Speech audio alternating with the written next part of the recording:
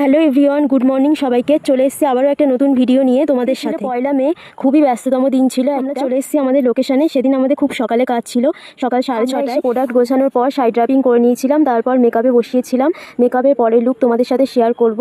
দেখো, makeup complete হয়ে গিয়েছে। এটা ছিল মেকআপের পরের লুক। এটা ছিল আমার ফার্স্ট ওয়ার্ক ওই দিনের, আশীর্বাদ মেকওভার। এরপরে আমার একটা কাজ রয়েছে, বৃদ্ধি মেকওভার। সুষমা চলে এসেছে, আমি পৌঁছানোর আগেই ও চলে এসেছিল।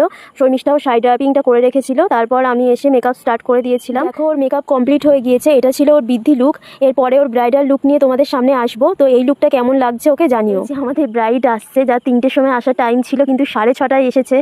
আর এতটা লেট করেছে, মাত্রই শাড়িটা পরানো কমপ্লিট হয়ে গিয়েছিল। তারপর মেকআপ স্টার্ট করেছিলাম। মেকআপের পর ওর কলকাটা করছিলাম। ফুল মেকওভার কমপ্লিট হয়ে গিয়েছে। আমি 1 ঘন্টা 45 মিনিটে ওকে রেডি করেছিলাম।